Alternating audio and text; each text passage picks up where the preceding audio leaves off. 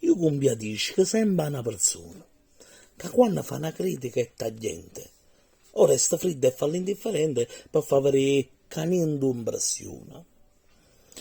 Come può dire che la cosa nata è buona, che spesso stenta la vita malamente?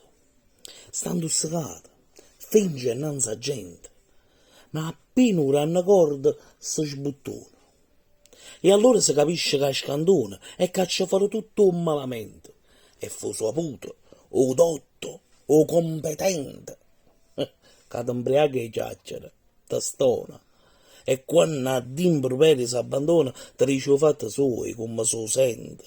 Ma si ci sta avanti, sinceramente, è l'unica campana che non suona. Si sa che tu sì, non se ne dona.